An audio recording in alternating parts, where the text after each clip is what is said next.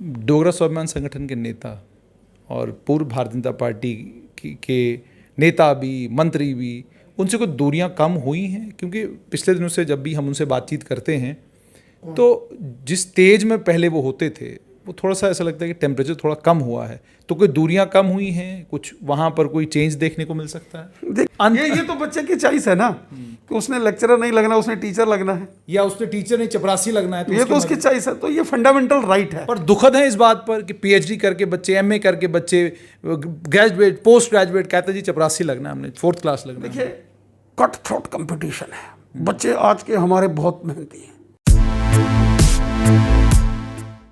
आदाब, straight line में आप सभी लोगों का बहुत बहुत स्वागत। यूटी के भारतीय जनता पार्टी के अध्यक्ष रविंद्र रैना से आज बहुत सारे सवाल आप सब लोगों के हैं, और लंबा समय हुआ था स्ट्रेट लाइन को भारतीय जनता पार्टी के यूटी अध्यक्ष से बात किए हुए। रैना साहब, सबसे पहले आपसे ये जानना चाहूँगा कि दरबार मुखी प्रथा जो राजा महाराजाओं के समय में जम्मू कश्मीर में शुरू हुई थी और जिसको लेकर आम जनमानस के बीच में ये है कि इसके कारण जम्मू के कारोबार पर बहुत बड़ा फर्क पड़ता था जब दरबार मुख होता था। छोटा कारोबारी इसको लेकर परेशान है, बड़ा कारोबारी अभी असमंजस का शिकार है और उनके बीच में अभी विरोधाभास है और बातचीत कर रहे हैं उसके ऊपर। लेकिन भारतीय जनता पार्टी का पार्टी के तौर पर दरबार मुख को लेकर मत क्या है, ये आपसे जानना चाहूँगा। जम्मू कश्मीर के अंदर दरबार मूव की प्रक्रिया तब शुरू हुई थी जब जम्मू कश्मीर में राजा महाराजाओं का यहाँ शासन था। ठीक। महाराजा गुलाब सिंह जी से लेके महाराजा हरि सिंह बहादुर जी तक जम्मू कश्मीर के अंदर इस प्रकार की व्यवस्था उनके कार्यकाल में होती थी। उस जमाने में ना तो हवाई जहाज़ होते थे, ना इस प्रकार की सड़कें होती थी, ना इस प्रकार के यहाँ टनल्स होते थे, रेलवेज होते थे जो आज हैं। और चूंकि उस समय जो हमारे राजा महाराजा जी थे उनको पूरे जम्मू कश्मीर, लद्दाख, गिलगित बल्टिस्तान, अस्करदू, तिब्बत आदि मानसरोवर तक उनका कार्य और राज्य विस्तार होता था, तो वो एक स्थान से रह के अपनी पूरी जनता तक उनका आना जाना संभव नहीं होता था। ठीक। अब चूंकि जम्मू कश्मीर को 2 यूनियंस टेरिटरी में अलग अलग कर दिया गया है, और दूसरा आज के ज़माने में जब डिजिटल इंडिया है, जब पेपरलेस असेंबलीज और सेक्रेटेरिएट में काम होता है, ऐसे दौर में ट्रक्स के ट्रक फाइलें भरना, जम्मू से श्रीनगर ले जाना, फिर 6 महीने के बाद श्रीनगर से वो फाइल उठाना, ट्रक के ट्रक भरना, फिर जम्मू लाना, सैकड़ों हजारों करोड़ रुपए का सालाना 2 दरबार मूव्स पर लोगों के टैक्स पेयर्स मनी का मिसयूज होता था। एक तो वो रुक गया, दूसरा सारा काम आजकल डिजिटल मोड पर है। मेल्स, सारी पीडीएफ फाइल्स बनी हैं, लैपटॉप, कंप्यूटर्स, टेक्नोलॉजी का टाइम है, इंटरनेट सर्विसेज से सारा कार्यालय चलते हैं, सारा बिजनेस चलता है, इसलिए कोई मुश्किल नहीं है, व्यवधान नहीं है। और तीसरा, इस जो दरबार मूव का सबसे बड़ा नुकसान होता था वो ये नुकसान था, गर्मियों में जब जम्मू में तूफान गर्मी पड़ती है, जम्मू, सांबा, कठुआ, उधमपुर, रियासी, रजौरी, पुंछ, डोडा, किश्तवाड़ के एरिए, रामबन, तो जब गर्मियों में यहाँ भयंकर गर्मी होती है, लोगों को बिजली, पानी जैसी मूलभूत सुविधाओं की ज़रूरत होती है, उस समय सारी गवर्नमेंट कहाँ बैठती है? कश्मीर के श्रीनगर में। और जो अधिकारी कहाँ बैठते हैं? कोई गुलमर्ग में, कोई पहलगाम में, कोई सोनमर्ग में, कोई डल झील में, कोई हाउस बोट में। तो आम लोगों की किसी को चिंता नहीं। बिल्कुल। और जब कश्मीर घाटी में सर्दियों में भयंकर बर्फ गिरती है, पूरा कश्मीर जाम हो जाता है भारी भयंकर बर्फबारी के चलते। जब बर्फ पड़ती है तो बिजली ठप, पानी की सप्लाई ठप, कोयले की सप्लाई ठप, राशन की सप्लाई ठप, गैस की सप्लाई ठप, तो कश्मीर में भयंकर मुसीबत होती है। तो ऐसे में सरकार कहाँ होती है? जम्मू में। बिल्कुल। उनको, जिन लोगों को मुसीबत है उनको कौन पूछेगा? तो सरकारें होती हैं लोगों की समस्याओं का समाधान करने के लिए, लोगों की परेशानियां दूर करने के लिए, मौज मस्ती के लिए सरकारें नहीं होती हैं। लेकिन इसीलिए जो जम्मू कश्मीर के माननीय उपराज्यपाल जी ने, महोदय जी ने यह निर्णय लिया है कि 12 महीने सिविल सेक्रेटेरिएट का काम जम्मू भी चलेगा, कश्मीर भी चलेगा। किसी को क्या परेशानी है? हर डिपार्टमेंट के directors, director agriculture Jammu, director agriculture Kashmir, director school education Jammu, director school education Kashmir, director rural development Jammu, director rural development Kashmir, ये तो ground level chief engineer Jammu, chief engineer Kashmir. ये तो इसलिए जब ये जो हेड ऑफ द डिपार्टमेंट जहाँ हैं, जब वो यहाँ हैं तो ट्रक के ट्रक भर के फाइलें ले जाने का क्या मतलब है? हाँ, मूवमेंट होगी। जो सेक्रेटरीज हैं, कमिश्नर सेक्रेटरीज, प्रिंसिपल सेक्रेटरीज, उनकी मूवमेंट होगी, वो आएंगे जाएंगे, लोगों को फायदा होगा। ये जो माननीय honourable lieutenant governor Manoj Sinha साहब का एक ऐतिहासिक निर्णय लिया गया है कि दरबार मूव की प्रक्रिया को हम बंद करेंगे, जम्मू में भी और कश्मीर में भी परमानेंट, हमेशा हमेशा के लिए 12 महीने दरबार खुलेंगे। ये बहुत अच्छा निर्णय है। मैं माननीय उपराज्यपाल महोदय जी का बहुत बहुत आभार व्यक्त करता हूँ, धन्यवाद व्यक्त करता हूँ। आपने ये तो कह दिया, लेकिन आम छोटा कारोबारी ये कहता है कि सर्दियों का जब सीज़न आता था, कश्मीरी बहुत बड़ी तादाद में कश्मीर से जम्मू मूव करते थे, तो उससे, हालांकि बहुत सारे लोग इसको डिसमिस करते हैं, कहते हैं 10-20 करोड़ का फ़ायदा होता था, लेकिन जब आप कुल मिलाकर सारे मैथमेटिकल कैलकुलेशंस करते हैं तो काफ़ी बड़ी तादाद में छोटा कारोबारी जो है वो उस दरबार मूव के एम्प्लॉयज़ के ऊपर निर्भर था। अब वो ख़त्म हो जाएगा। तो एक तो ये जानना चाहूँगा कि उन छोटे कारोबारियों के लिए आपने क्या सोचा हुआ है? दूसरा, 7 साल हो चुके हैं, 7वां साल है, 2021 है, यूनियन टेरिटरी बने हुए हमें अब लगभग 2 साल होने लगे हैं।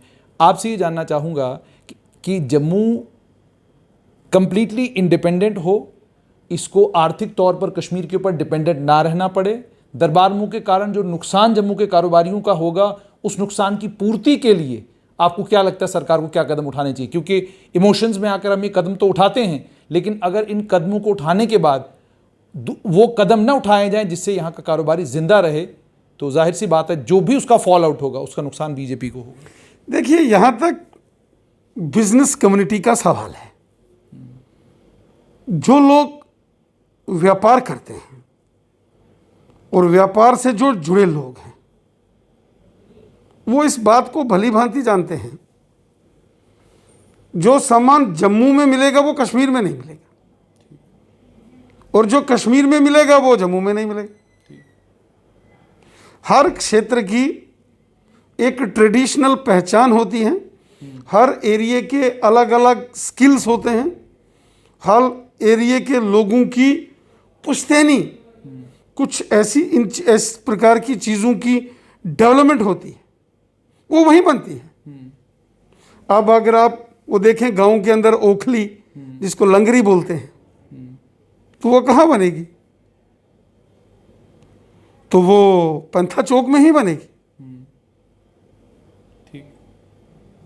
वो चाहे जम्मू में लानी हो, कठुआ में लानी हो, रजौरी पुंछ में लानी हो, या बारामूला कपवाड़ा में ले जानी हो, वो पंथा चौक में ही बनेगी।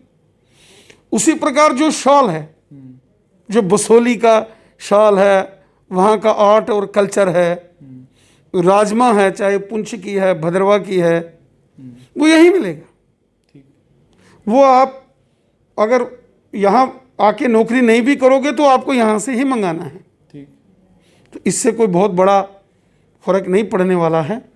लेकिन आम जनमानस को, आम लोगों को, वो रेडी वाला हो, फड़ी वाला हो, छोटा दुकानदार हो, बड़ा बिजनेसमैन हो, इंडस्ट्रियलिस्ट हो, उनको जो चीज़ें चाहिए, बिजली सबको चाहिए, पानी सबको चाहिए, सिस्टम में व्यवस्थाएं अच्छे तरीके से चलें, ये सभी चाहते हैं। तो वो कब होंगे? जब आपके डोर स्टेप पर गवर्नमेंट होगी। तो यहाँ गर्मी से तूफान उठेगा तो मंत्री लोग पहलगाम, बारामूला, गुलमर्ग में बैठे होंगे, तो नहीं चलेगा। नहीं, लेकिन आपकी बात तो सही है, मगर मैं रविंद्र जी आपसे ये पूछ रहा हूँ कि एक इकोनॉमिक मॉडल तो ये है जिस इकोनॉमिक मॉडल की बात सभी लोग कर रहे हैं कि जी कश्मीर से जब दरबार मूव होता था बड़े ही संख्या में कश्मीर के आम लोग भी आते थे, जो ऑफिसर यहाँ पर आते थे, उनके साथ अलग अलग मुलाजमीन काम करने वाले अपने परिवारों के साथ आते थे, तो बहुत सारी शॉपिंग करके वो यहाँ से दरबार मूव के बाद जाते थे। आपसे ये जानना चाहूँगा कि इसको काउंटर करने के लिए क्या कोई इकोनॉमिक मॉडल आप लोगों के पास है? देखिए, गर्मियों में जब गर्मियां होती हैं, जम्मू संभाग में समर वेकेशंस होती हैं, बिल्कुल होती हैं, तो मैक्सिमम लोग, कोई पत्नीटाप जा रहा है, कोई घूमने के लिए कश्मीर जा रहा है, कोई गुलमर्ग जा रहा है, कोई बारामूला जा रहा है, ट्रैवलिंग और मूवमेंट तो होगी। बिल्कुल ठीक। और जब सर्दियों में विंटर सीजन होता है तो कश्मीर में विंटर वेकेशंस होती हैं 2-2.5 महीने की, तो वो लोग वहाँ से मूव करके यहाँ आते हैं। केवल वही नहीं, डोडा, किश्तवाड़, रामबन को तो भलीभांति आप जानते हैं, वहाँ के लोग भी सर्दियों में दक्षिण मड़वा, वड़वन, पाडर, वो सभी लोग यहाँ आते हैं। पोगल, परिस्तान, बनहाल, उन लोगों का भी यहाँ आना होता है। लेकिन क्या ये केवल सेक्रेटेरिएट की 24 घंटे वहाँ रहेगा, 24 घंटे यहाँ खुलेगा, तो इससे व्यापार को फर्क ज़्यादा नहीं पड़ने वाला है, लोगों की मूवमेंट होती रहेगी। और कोई व्यवस्था करेंगे आप? देखिए, बिजनेस हब जो है, जम्मू अपने आप में एक बहुत बड़ा बिजनेस हब है। ठीक। वहीं बात करें श्रीनगर की, तो श्रीनगर की भी अपनी एक आइडेंटिटी है, पहचान है। ठीक। दुनिया भर के लोग हमने देखे हैं जो माता वैष्णो देवी जी के दरबार में आते हैं, तो हमारा पूरा रघुनाथ मार्केट बाजार पूरा रौनक से हमेशा 12 महीने भरा होता है। ठीक।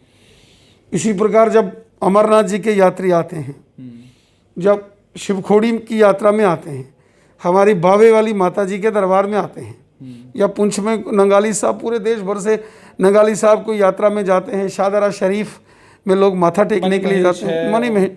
तो ये हमारे परंपरा में है कि इस प्रकार का एक्सचेंज ऑफ ट्रेडिशनल जो हमारे वैल्यूज़ हैं और मिलना, घुल मिल के रहना आपस में, तो मुझे नहीं लगता कि बहुत ज़्यादा इसमें कोई आपको फ़र्क पड़ेगा। मैंने बहुत सारे लोग ऐसे देखे हैं जो कश्मीर के होते हैं, तो उनके घरों में शादियां होती हैं, तो वो स्पेशल आके जम्मू में शॉपिंग करके तो लेके जाते हैं। अच्छा रविंद्र जी, आप दूसरी तरफ उनके घर का कोई एम्प्लॉइज तो होता नहीं सेक्रेटरीट में, नंबर ऑफ स्पेशली जम्मू आते हैं, 3-3, 4-4 दिन रुकते हैं। अच्छा, और इसी प्रकार जब जम्मू के बहुत सारे व्यापारी लोग हैं तो कश्मीर में जाते हैं, वो केसर लाते हैं, सेब लाते हैं, जितने फ्रूट्स का व्यापार करते हैं, तो वो उनका पूरा एक्सचेंज होता है। अच्छा रविंद्र जी, अब एक और चीज़, अब दूसरी तरफ जाते हैं। आप ये कहते हैं कि पाकिस्तान के खिलाफ आपने कड़ी कार्रवाई की, आप कहते हैं कि चाइना को भी हमने आंख दिखा दी और चाइना भी डर गया और सब हो गया, लेकिन उसके बावजूद ड्रोन का इस्तेमाल करके एक बहुत वाइटल इंस्टॉलेशन के ऊपर हमला होता है। उसके बाद आप चाहिए जितनी मर्जी उतनी सफाई दे दीजिए, बात नहीं बनेगी, आप जितना मर्जी उतना शोर करें, उससे काम बनेगा नहीं। क्या ये माने कि जितनी भी आपने कोशिशें आतंकवाद को रोकने के लिए की हैं, वो कोशिशें इस ड्रोन हमले, जिस तरीके से हमला, और उसके बाद लगातार ड्रोन जो है वो उड़ते हुए नजर आ रहे हैं, कोई कह रहा सुंजवा में, कोई कह रहा कहीं, कोई कह रहा कहीं, तो व्यवस्था कर क्या रही है? ये ड्रोन पकड़े क्यों नहीं जा रहे? ये ड्रोन जो है आपके रडार में क्यों नहीं आ रहे? भारतीय जनता पार्टी के नेता के नाते आप ही ने लोगों को आश्वस्त किया था कि अब ऐसा नहीं होगा, तो ये जो हुआ है इसके बारे में क्या कहेंगे? देखिए, मैं बहुत देर तक रक्षा संबंधी मामलों से काफ़ी देर से जुड़ा हूँ। जिस प्रकार की आतंकवाद विरोधी और रणनीति और कार्रवाई भारत ने बनाई है और आतंकवाद के खिलाफ कार्रवाई की है, आज सीमा पर घुसपैठ में जबरदस्त कमी आई है। वो ड्रोन उड़ा रहे हैं, एक जमाना होता वो ड्रोन उड़ा रहे हैं। एक जमाना होता था कि आतंकवादी बम, बंदूक, पिस्तौल, गोलियां लेके बॉर्डर से इन्फिल्ट्रेट करके अंदर आते थे, सीमा पर घुसपैठ होती थी, अंदर चले आते थे, बम ब्लास्ट करते थे, कत्लेआम होता था।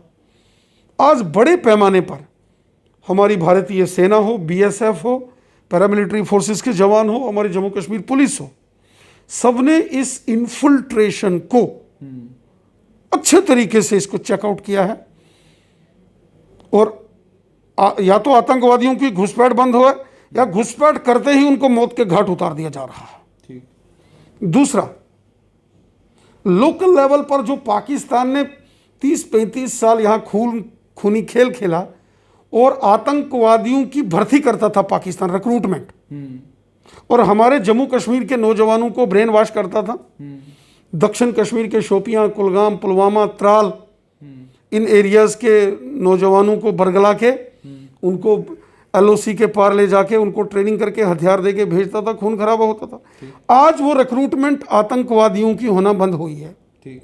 दूसरा, ठीक। लोगों को समझ आ रही है कि ये खूनी खेल जो पाकिस्तान खेल रहा है उसकी अपनी सियासत है, इसका जम्मू कश्मीर के लोगों को कोई भला नहीं होने वाला है। ठीक। तीसरा, पाकिस्तान ने एक साजिश की RS-पुरा, सांबा, हीरानगर, कठुआ की बेल्ट में अंतर्राष्ट्रीय सीमा के आसपास जमीन के नीचे से टनल्स बनाने की साजिशें पाकिस्तान ने की। बहुत सारे टनल्स पकड़े गए, आपने भी कई बार उसकी लाइव रिपोर्टिंग की है। अब सीमा पर जब BSF ने और हमारे सेना ने इन टनल्स को लेकर एक स्ट्रेटेजी बनाई और बड़ी मात्रा में टनल हमने निकाले और फिर जैसे घुसपैठ करके टनल से आते थे आतंकी तो उनको भी मौत के घाट उतार दिया जाता था। तो जब टनल से इन्फिल्ट्रेशन बंद हो गई, LOC और इंटरनेशनल से इन्फिल्ट्रेशन बंद हो गई, तब पाकिस्तान ने एक खेल खेला। उन्होंने ड्रोन की मदद से हमारे जम्मू कश्मीर के एरिया में हथियार गिराना शुरू किए, वो भी हुआ बिल्कुल, पिस्टल गिराना शुरू किए। हमारे जो डिस्ट्रिक्ट रजौरी है वहाँ के मंजाकोट का एरिया हो, थाना मंडी का एरिया हो, वहाँ उन्होंने AK-47 और चाइनीज़ पिस्टल, बुलेट्स और वो ग्रेनेड्स उन्होंने ड्रॉप किए। बाद में पुलिस ने वो सारे पकड़ लिए गए।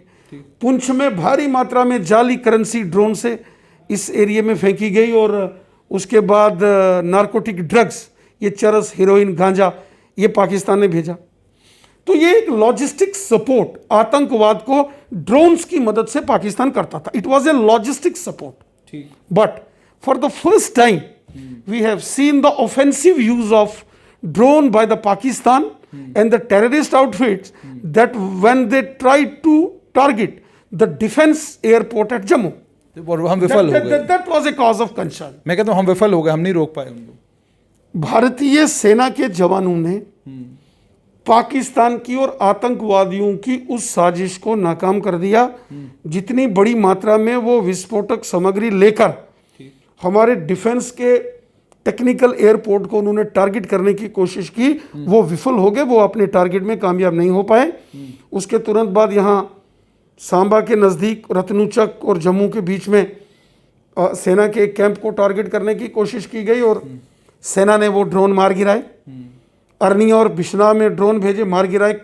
आज रात को भी ऐसी जानकारी है कि यहाँ RS-पुरा और बिश्ना अरनिया सेक्टर में भी इस प्रकार का दुस्साहस पाकिस्तान ने किया, तो सेना ने इन तमाम ड्रोन्स को मार गिराया है। वहीं कश्मीर घाटी में, उत्तरी कश्मीर के कुपवाड़ा और करना जैसे एरियाज में भी, उड़ी जैसे एरिया में भी इस प्रकार की मूवमेंट देखी गई है। देखिए, हर चैलेंज से निपटने के लिए हमारे देश के बहादुर जवान तैयार हैं, हमारी सरकार तैयार है।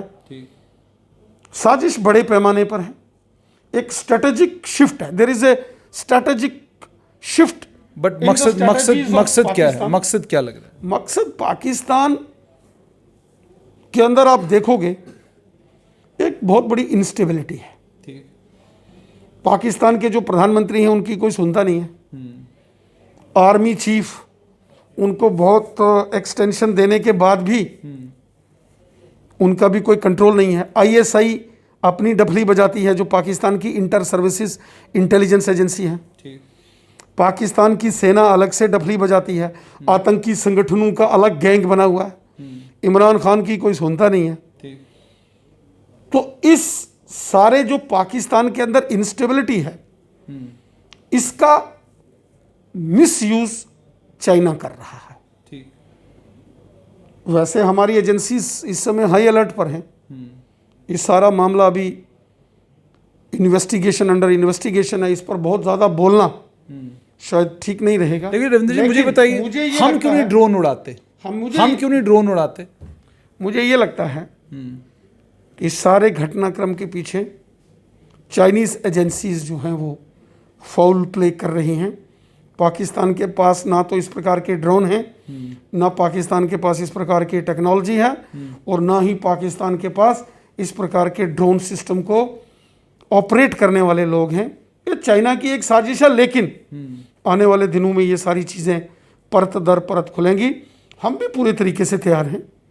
देखिए, भारत ने हमेशा, रविंद्र जी हमारे देश एक चीज़ आपसे जानना चाहूँगा, आतंकी संगठन जितने भी हैं वो पाकिस्तान से ऑपरेट होते हैं। हाफिज सईद पाकिस्तान में है, मौलाना मसूद अजहर पाकिस्तान में है, उसके अलावा अन्य जितने भी आतंकी जो आतंकी भारत में जितने भी हमले हुए हैं वो सारे उसके आरोपी हैं। आपसे जानना चाहूँगा, अगर अमेरिका कितने समुंदर पार से आकर उसामा बिन लादेन को उठाता है और न्यूट्रलाइज करता है उसको पाकिस्तान की धरती पर एबटाबाद में, वहाँ जहाँ पाकिस्तान आर्मी का सबसे बड़ा स्टेशन था उसके बिल्कुल बगल में उसे टारगेट कर सकता है, तो हमारी क्षमताएं भी तो मुझे लगता है कि पिछले दिनों से बहुत ज़्यादा बढ़ गई हैं। हमारा भी गुप्तचर विभाग बहुत कुछ कर सकता है। तो क्या आने वाले समय में कभी कोई ऐसी खबर हमको भी मिल सकती है, इस तरह का कोई समाचार हमें भी मिल सकता है कि ये जो आतंकवादी हैं जिनको हम अपनी कोर्ट तक नहीं पहुंचा सकते हैं लेकिन सज़ा तो दे सकते हैं? हमारे बहादुर जांबाज वीर सैनिकों ने हर वो बहादुरी का कारनामा कर दिखाया है जिसकी तारीफ पूरी दुनिया ने की है। अगर पाकिस्तान ने करगिल में घुसपैठ की तो पाकिस्तान को वहां बुरी मौत मारा गया। उड़ी के अंदर पाकिस्तान ने जब सेना के ब्रिगेड के ऊपर आतंकवादियों ने वहां हमला किया था, तो उसके बाद भारतीय सेना ने घुसकर पाकिस्तान के कब्जे वाले जम्मू कश्मीर के अंदर सर्जिकल स्ट्राइक किए थे और आतंकवादियों के जो ठिकाने थे, ट्रेनिंग कैंप्स थे, वो निस्ते नाबूद किए थे, ध्वस्त किए थे। उसके बाद जब पुलवामा जैसा आतंकी हमला हुआ तो बालाकोट के अंदर air strike Indian air force ने की थी और मलिया मेट कर दिए गए थे वो। लेकिन मैं आतंकी मास्टरमाइंडों की बात कर रहा हूं, उनको लेकर हूं। तो बालाकोट के अंदर एयर स्ट्राइक की तो भारतीय सेना ने की, इंडियन एयर फोर्स ने की, हमारे कमांडोज ने और हमारे जांबाजों ने की, और हमारी सरकार, मोदी सरकार ने खुली छूट दी। हमारी सरकार ने कहा आतंकवाद और इस प्रकार के जो देश के खिलाफ, देश की टेरिटोरियल इंटीग्रिटी और सॉवरेनिटी को अगर कोई चैलेंज करेगा तो उसको हम छोड़ेंगे नहीं। और प्रमाण है, हमने सबको ठिकाने लगाया, चुन चुनकर आतंकियों इनको कब तक ठिकाने लगाएंगे? आतंकवादी इनको लगाएंगे ठिकाने या नहीं? चुन चुनकर इनके जितने भी सरगना थे, जैश, लश्कर, हिजबुल, हमने सब मलिया मेट किए। वो तो क्या तार के इस तरफ जो आएगा वो तो मरेगा ही मरेगा, जो तार के उस तरफ जमीन के पताल से भी निकाल के हमने और हमारे जवानों ने इनको ठोका। तार के उस तरफ जो है।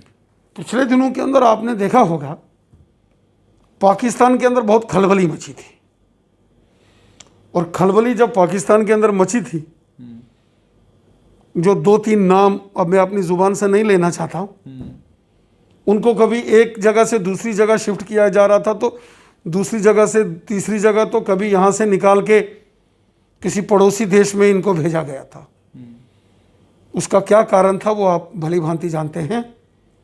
एक Abbottabad operation navy seal commandos ने जो ओसामा बिन लादेन के खिलाफ किया था, एक नहीं अनेक करना हम जानते हैं और हमने किए भी हैं और आने वाले समय में कर सकते हैं। और फिर बीच में एक खबर ये आई थी कि इनमें से जो 2-3 नाम आपने बताए कि ये तो ऑलरेडी दुनिया से चल बसे हैं, है ही नहीं है, हमारी एजेंसीज के पूरे रडार में हैं, लेकिन कुछ बातें रविंद्र जी चैनल के सामने पब्लिक डोमेन में करना ठीक नहीं है। एक और चीज़ आपसे जानना चाहूँगा कि पाकिस्तान ने बालाकोट स्ट्राइक को डिनाई किया था, एक कौवा भी दिखाया था जी, कौवा मरा, यहाँ तो हुआ ही कुछ नहीं, लेकिन उस बालाकोट स्ट्राइक के बाद से लेकर आज के दिन तक मौलाना मसूद अजहर का कोई एड्रेस हमें नहीं मिला।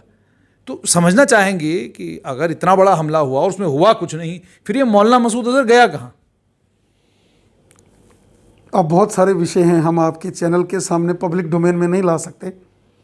हमारे देश की सुरक्षा के साथ जुड़े हुए कुछ मामले हैं। मैंने आपको पहले कहा, जब आपने अमेरिका की नेवी सील कमांडोज के ऑपरेशन एबटाबाद, जिसमें ओसामा बिन लादेन को धर दबोचा था, आपने उसका जिक्र किया तो मैंने आपको हल्का सा इशारा किया था। अच्छा, मुझे ये बताएं कि अब कश्मीर में डीलिमिटेशन को लेकर ऑल पार्टी मीटिंग जो है वो हुई प्रधानमंत्री के आवास पर, और उस मीटिंग में न जाने ऐसा क्या हुआ कि गुपकार अलायंस के लोग घाटी वापस पहुंचे या मिलना ही नहीं चाहते। महबूबा मुफ्ती कल तक कह रही थी कि 370 बहुत अहम है, 35 से बहुत अहम है। मीटिंग बुलाई गई तो उन्होंने कहा कि मेरी कोई पारिवारिक एंगेजमेंट्स हैं, कोई मेरे भाई साहब और घर के कुछ लोग आए हैं तो मैं नहीं आ सकती हूँ। तो 370 तो बहुत बड़ा मुद्दा है, 35 से बहुत बड़ा मुद्दा है। उस मुद्दे को के होते हुए पारिवारिक मीटिंग इंपॉर्टेंट है और मुझे गुपकार की मीटिंग में नहीं जाना, तो क्या मान के चलें कि गुपकार अलायंस जो है अब हिस्से बखरे हो गया, अपने अपने रास्ते सब चल पड़े और चुनाव की तैयारी सभी कर रहे हैं? देखिए, किसी दूसरी पॉलिटिकल पार्टी की एक्टिविटीज़, उनका गठबंधन, उनकी क्या रणनीति है, उसको लेकर बहुत ज़्यादा मेरे को नहीं बोलना है। वो उनका अपना घर है, वो क्या करें, गठबंधन करें नहीं करें, मिलके रणनीति बनाएं या अलग अलग रणनीति बनाएं, वो 370 की बात करें या 35A की बात करें, वो उनका प्रेरोगेटिव है।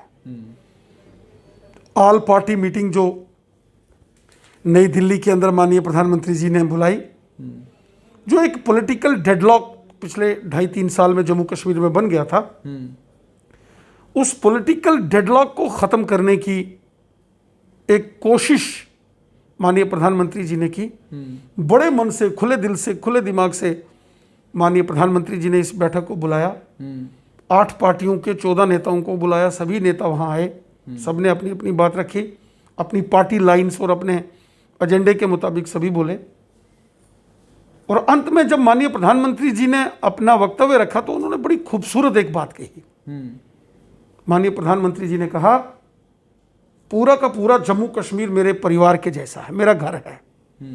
मैं कई वर्षों तक जम्मू कश्मीर के अंदर मैंने संगठन का कार्य किया है और पूरा का पूरा जम्मू कश्मीर मेरा परिवार है और जम्मू कश्मीर का बच्चा बच्चा मेरे परिवार का सदस्य है, मेंबर है, मेरा फैमिली मेंबर है जम्मू कश्मीर का बच्चा बच्चा। और दूसरा, प्रधानमंत्री जी ने सभी राजनीतिक दलों के नेताओं से आह्वान किया कि हम सबको मिलकर दिलों की दूरियां और दिल्ली की दूरियां ये मिटानी होंगी। इसका मतलब है कि हम सबको ये अपनी राजनीतिक गतिविधियां करते हुए जम्मू कश्मीर की जनता का भला करना है। प्रधानमंत्री जी ने कहा, जम्मू कश्मीर के उज्जवल भविष्य के लिए भारत सरकार को, नरेंद्र मोदी सरकार को जो जो भी कदम उठाने पड़ेंगे, हम वह सभी कदम उठाएंगे जिससे जम्मू कश्मीर की जनता का भला होगा। खुले मन से, बड़े मन से हमारे देश के माननीय प्रधानमंत्री जी ने इस प्रकार की बात उस ऑल पार्टी मीटिंग में की और वो पॉलिटिकल डेडलॉक था वो जरूर टूटा है। आपसी संवाद शुरू हुआ, आपसी बातचीत शुरू हुई, सभी लोगों ने अपनी अपनी बात रखी और अंत में प्रधानमंत्री जी ने बहुत खूबसूरत संदेश जम्मू कश्मीर की जनता के लिए किया है। और मुझे पूरा विश्वास है कि आने वाले दिनों में सभी मिलकर इस सभी इन विषयों को आगे हम बढ़ाएंगे और एक मजबूत जम्मू कश्मीर जिसका जिक्र माननीय प्रधानमंत्री नरेंद्र मोदी साहब ने किया, उसको हम करने में कामयाब होंगे। आज आप देखिए किस प्रकार से जम्मू कश्मीर में डेवलपमेंट्स हो रही हैं। आज दिल्ली अमृतसर से होता हुआ कठुआ, सांबा, जम्मू से कटरा जाने वाला एक्सप्रेस हाईवे का निर्माण कार्य चल रहा है। बिल्कुल।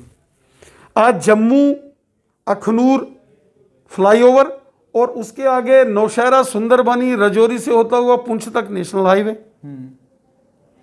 आज रिंग रोड्स, आज एम्स जैसे बड़े बड़े हॉस्पिटल जम्मू में बन रहे हैं। IIT, IIM, 6-7 medical colleges, Rajouri medical college, Kathua medical college, Udhampur medical college, Doda medical college, कितने बड़े बड़े टनल्स का निर्माण हो रहा है। दुनिया के सबसे ऊंचे ब्रिजेस हमारे यहाँ जम्मू कश्मीर में बन रहे हैं। एक दिन आप भी लाइव स्टोरी उस ब्रिज की कर रहे थे रियासी से। आज बॉर्डर का एरिया हो, बंकर्स बनाने के काम बड़ी तेजी से चल रहे हैं। आज हर फील्ड में, एजुकेशन सेक्टर हो, हेल्थ सेक्टर हो, आपने देखा DRDO का कोविड केयर हॉस्पिटल 20 दिन के अंदर बना के जम्मू में तैयार किया गया मुश्किल हालात में। रविंद्र जी, क्या ये अचीवमेंट्स नहीं है? और उसके साथ साथ समय थोड़ा मेरे पास कम है, मैं आपसे एक चीज़ और जानना चाहूँगा। हालांकि ये इस इंटरव्यू से जुड़ा हुआ सवाल नहीं है, लेकिन बच्चे बहुत परेशान हैं क्लास 4 के रिक्रूटमेंट को लेकर।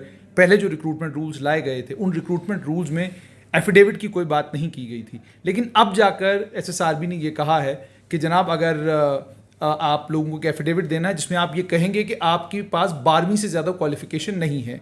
बहुत सारे वकील हैं जो साफ तौर पे ये कहते हैं कि हम इसको कोर्ट में चैलेंज करेंगे कि आप मिनिमम क्वालिफिकेशन तो सेट कर सकते हो, मैक्सिमम सेट नहीं कर सकते हो। क्या आप इस इशू को SSRB के चेयरमैन के साथ टेकअप करेंगे ताकि वो जो बहुत बड़ी तादाद में 60-60% के करीब करीब बच्चे जो सिलेक्ट हुए हैं क्लास 4 में, उनको कोई रिलीफ मिले? मैंने स्वयं माननीय उपराज्यपाल महोदय जी से इस मामले पर बात की है। जम्मू कश्मीर के जो मुख्य सचिव हैं, चीफ सेक्रेटरी साहब, उनसे भी बात की है। जरूर कोई रिलीफ मिलेगा बच्चों को? बिल्कुल, मुझे पूरा विश्वास है, क्योंकि आप किसी भी पोस्ट के लिए मिनिमम क्वालिफिकेशन रख सकते हो, मैक्सिमम नहीं रख सकते। ये तो बच्चे की चॉइस है ना कि उसने लेक्चरर नहीं लगना, उसने टीचर लगना है, या उसने टीचर नहीं चपरासी लगना है, तो ये तो उसकी चॉइस है। तो ये फंडामेंटल राइट है। पर दुखद है इस बात पर कि PhD करके बच्चे, MA करके बच्चे, ग्रेजुएट, पोस्ट ग्रेजुएट कहते हैं जी चपरासी लगना है, हमने 4th क्लास लगना है। देखिए, कट थ्रोट कंपटीशन है। बच्चे आज के हमारे बहुत मेहनती हैं, जबरदस्त कंपटीशन है। ठीक। एक जमाना होता था कि 10वीं पास टीचर, मास्टर, हेड मास्टर और ZDO लगता था। वो जमाना भी हमने देखा है, बिल्कुल सुना है। आज ये जमाना भी है कि पोस्ट ग्रेजुएट, PhD, स्कॉलर्स चपरासी लगना चाहते हैं, इस प्रकार के जॉब्स के लिए अप्लाई करते हैं, क्योंकि उसका एक ही रीजन है, कंपटीशन बढ़ गया है, कंपटीशन बढ़ गया, क्वालिफिकेशन आ गई है। ठीक। हर बच्चे को एजुकेशन की इंपॉर्टेंस हर घर में, हिंदू है, मुसलमान है, सिख है, ईसाई है, उसको मालूम है। अंत में एक और आपने एक बात देखा होगा, आज के बच्चे कितने तेज हैं, स्मार्ट हैं, एक्टिव हैं और प्रोफेशनल हैं। बिल्कुल। एक छोटी सी बच्ची जिसका वीडियो आपने भी चलाया था, बिल्कुल, और जो माननीय प्रधानमंत्री जी को एड्रेस कर रही है कि बोलती है, अस्सलाम वालेकुम मोदी साहब, मैं एक लड़की बोल रही हूँ, 6 साल की बच्ची थी वो। हाँ, जिसने कहा कि मेरा मतलब इतनी क्लासेस हैं, ये बड़े बच्चों की पढ़ाई है, ये छोटे बच्चों की नहीं है। मैंने उनके पेरेंट्स से बात की, मैंने सोचा कि शायद उनके पेरेंट्स ने वो वीडियो बनवाया होगा। उसने बोला नहीं, इसने अपने पापा का वो टैब लिया और खुद बनाया और इसलिए बनाया कि उसके मोहल्ले की जो छोटी छोटी लड़कियां हैं वो खेलने के लिए जाती हैं, उसको जूम क्लास में लगा दिया। वो देखती है, वो नीचे कर, तो बच्चा होता है। तो उसने कहा मैं किसको बात करूं? तो उस बच्चे के दिमाग में ये आया कि प्रधानमंत्री मोदी जी हमारा भला कर सकते हैं। और भला हुआ। अंत में आपसे जानना चाहूँगा, डोगरा स्वाभिमान संगठन के नेता और पूर्व भारतीय जनता पार्टी के नेता भी, मंत्री भी, उनसे कुछ दूरियां कम हुई हैं? क्योंकि पिछले दिनों से जब भी हम उनसे बातचीत करते हैं तो जिस तेज में पहले वो होते थे, वो थोड़ा सा ऐसा लगता है कि टेम्परेचर थोड़ा कम हुआ है। तो कोई दूरियां कम हुई हैं, कुछ वहाँ पर कोई चेंज देखने को मिल सकता है? देखिए, यहाँ तक चौधरी लाल सिंह साहब की बात है, वो एक बड़े कद्दावर नेता हैं, बड़े नेता हैं, 2 बार मेंबर पार्लियामेंट रहे हैं, कई बार वो MLA रहे हैं, मिनिस्टर रहे हैं, 2 बार वो हेल्थ मिनिस्टर रहे हैं, फॉरेस्ट मिनिस्टर रहे हैं, और एक बड़े धाकड़ नेता हैं, अच्छे नेता हैं। उनको किसी की पहचान की जरूरत नहीं है। और जरूर मेरे बहुत अच्छे दोस्त हैं, बहुत अच्छे दोस्त हैं मेरे। हाँ, थोड़ा कभी कभी परिवार से बाहर है, परिवार में ही है, कभी कभी वो स्वयं में निर्णय लेने में थोड़ी तेजी कर देते हैं, जल्दबाजी में कभी कभी निर्णय लेने। माने वो अभी भी परिवार का हिस्सा है या परिवार से बाहर हैं? देखिए, वो मेरे बहुत अच्छे दोस्त हैं, मेरे बड़े भाई के समान हैं, मैं उनकी बहुत इज्जत करता हूँ। तो बड़े टाइम से आपने साथ फोटो नहीं खिंचवाया? चलो, भगवान करे तो आपकी ये इच्छा जल्द पूरी हो जाए। बहुत बहुत शुक्रिया। तो ये थे भारतीय जनता पार्टी के यूटी अध्यक्ष रविंद्र रैना। आपने इनसे साफ तौर पर तमाम जितने भी सवाल हमने पूछे थे उन पर जवाब सुने, लेकिन सबसे अहम ये ड्रोन मामले पर उन्होंने ये कहा कि चीन बदमाशी कर रहा है, पाकिस्तान के पास इतनी हिम्मत नहीं कि वो इतनी बड़ी बदमाशी कर सके। आने वाले दिन बड़े इंटरेस्टिंग होने जा रहे हैं। और चौधरी लाल सिंह को लेकर भी ये कहा कि अभी तो तस्वीर खिंचवाने का मौका नहीं मिल रहा, लेकिन क्या पता मिल भी जाए।